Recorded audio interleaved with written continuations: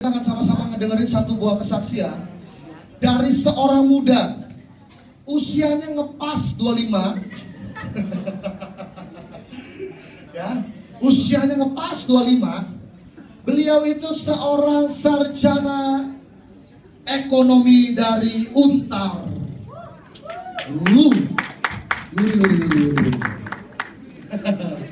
Ya, ke Bekasi. Buset, kuliahnya di Untar sih. Dia ini yang bikin gua kagum adalah seorang muda yang membuka usaha menjadi CEO NBR, ya, NBR di bidang property developer. Masih 25 tahun udah jadi CEO, tepuk tangan dulu coba. Dia sudah mendapatkan panggilannya untuk di dunia bisnis itu semenjak dia berusia 17 tahun. Waktu itu dia waktu di SMA 2. Siapa di sini kelas SMA? 2, kelas 2 SMA? Bisa angkat tangan? Oke, yang umurnya 17 tahun bisa angkat tangan? Gue suka kayak lo. Kalau bohong berjamaah. Ya. Nah, di usia 17 tahun dia udah punya panggilan jadi bisnis. Sekarang di usia yang ke-15, 17, 18, 19, 20, 21, 22, 23, 24, 25, 8 tahun kemudian setelah dia lulus sekolah dan lulus kuliah, Tuhan panggil dia untuk bekerja di bidang bisnis, jadi CEO di NBR Property Developer, dan sekarang dia itu lagi nyalek di Golkar untuk DPRD Dapil 10 Jakarta Barat, wilayah Kembangan, Kebon Jeruk, Grogol Petamburan, Palmerah, Taman Sari. Siapa yang rumahnya tadi? Ada disebutin wilayah-wilayahnya tadi. Kampus kamu di mana? KTP-nya di mana? Soalnya jauh. Ada, udah di Tangerang. Ada yang rumahnya tinggal di Kebon Jeruk? Yang punya saudara tinggal di Kebon Jeruk ada?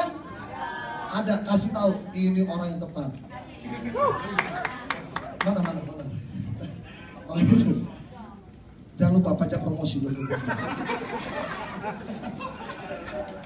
Visinya adalah birokrasi yang lebih baik dan pemuda yang mandiri. Big applause untuk Eko Angka Wijaya. Dia menjaga batiknya supaya tetap tidak basah hari ini. Di saat WL sudah pada penuh dengan kuyup-kuyup hujan urapan, dan di saat kalian sudah mulai berputar-putar, dia masih licin. Luar biasa. Oke, cos dulu sekali. Amin, orang kaya. Eko. Oke, thank you buat datang malam hari ini di acara Under 25.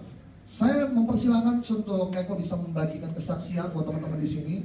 Jadi inspirasi, gantengnya 11-12 sama saya ya.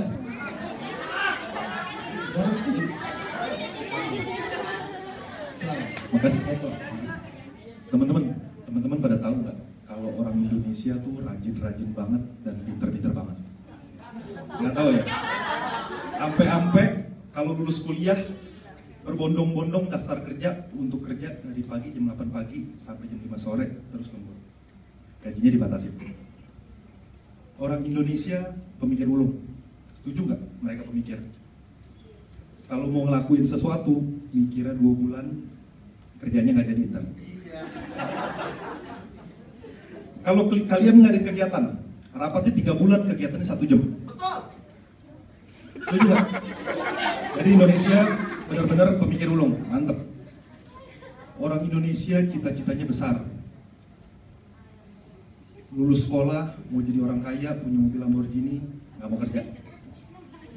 Nggak mau dia mulai dari kecil-kecil. Orang Indonesia harga dirinya tinggi, gengsi nomor 1, makan belakangan, yang penting keren, gaya nomor 1, hasil belakangan. Setuju? Kelebihan orang Indonesia di atas, kadang-kadang kita harus kurangin. Kita berani berpikir kecil, kita berani naruh harga diri kita berani keluar dari kotak, kita nggak usah kerja sama orang terus, kita berani buka usaha sendiri walau kecil. Ada satu prinsip yang saya pegang dari dulu, mulailah dari sekarang, mulailah yang kecil. Jadi pernah waktu itu tanggal 14 April 2009 ada sekelompok anak muda mau makan roti bakar. Siapa yang suka makan roti bakar? Siapa yang suka makan roti bakar? Jadi anak muda itu waktu itu kesal banget karena roti bakar di sini penuh, di sono penuh. Hari itu ada Rabu, 4 tahun lalu, sorry. Jadi kelompok anak muda itu setelah susah makan roti bakar sini penuh, sono penuh, mereka sama-sama bilang, besok hari Jumat kita buat gimana caranya kedai roti bakar. Bisa nggak? Itu hari Rabu, kita bilang hari Jumat. Jadi anak muda itu ngumpulin semua, panci dari rumah diambil, etalase dari rumah diambil, panggangan roti maninya diambil. Jadilah hari Jumat buka, sampai hari ini masih buka kedai rotinya. Kita jangan lihat kedai rotinya, tapi kita ambil mentalnya teman-teman. Kita jangan malu untuk ngipasin roti, kita mulai dari dagang roti. Itu yang akan semua ngebangun mental teman-teman. Kita mulai dari yang kecil, lakukan segala sesuatu dengan hati, jangan lupa berdoa, niscaya hasilnya akan luar biasa. Teman-teman di sini yang bisa pegang internet siapa? Yang ngerti internet, ngerti main Facebook, ngerti main Kaskus, ngerti main toko bagus segala macam. Gak ada yang ngerti nih, gue lihat-lihat. Ada yang ngerti? Ada yang ngerti? Bisa katakan? Hah? Biasa main gaple ini begini nih.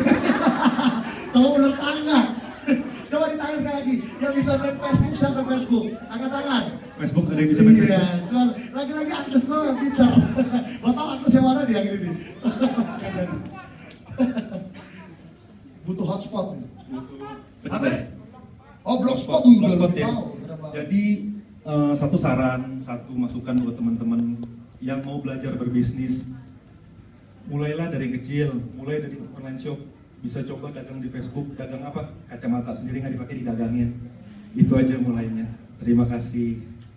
Tepuk tangan dulu dong, ya.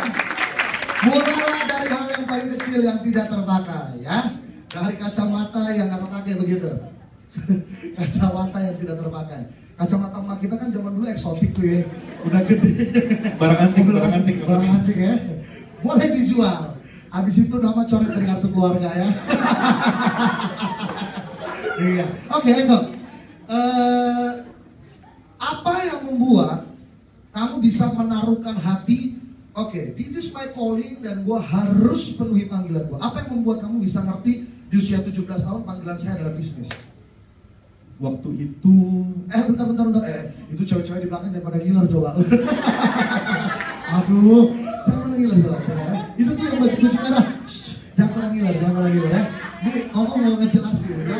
Udah pada ngeces aja. Pin BB dirahasiakan ya.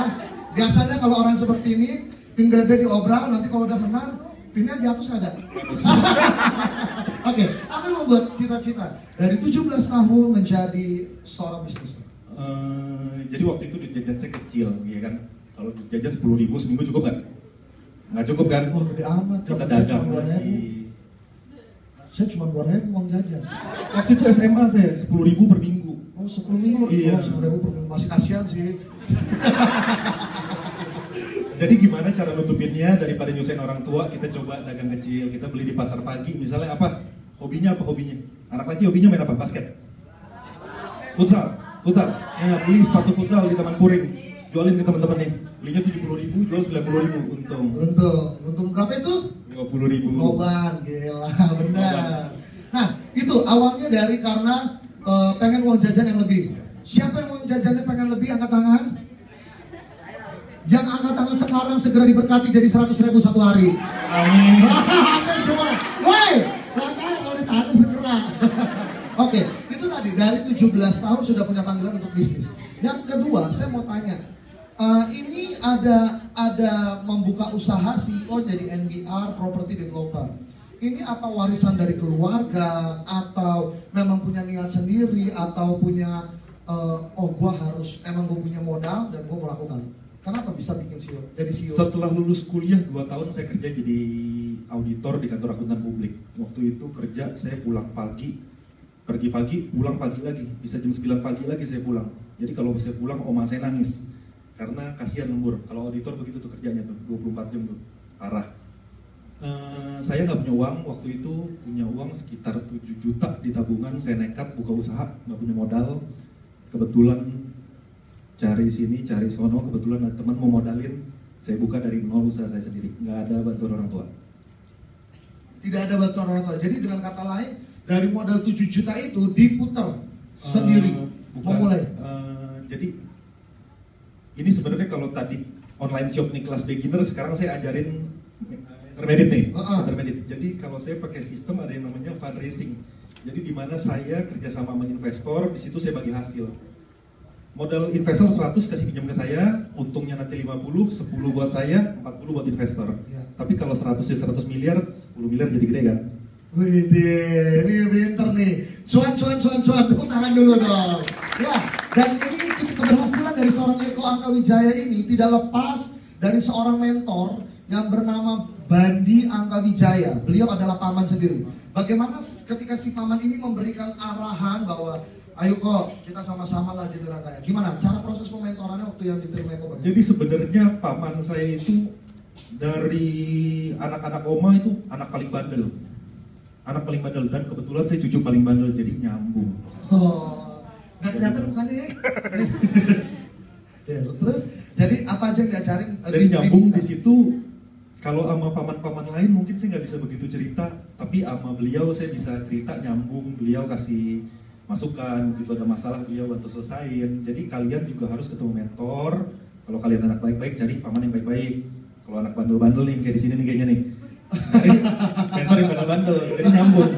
Oke. Tapi bandel dalam arti positif ya. Oke, yang terakhir, kamu bisa kasih satu advice atau motivasi buat teman-teman di tempat ini yang mau pengen jadi orang berhasil dalam bidang bisnismen ya, itu bagaimana caranya?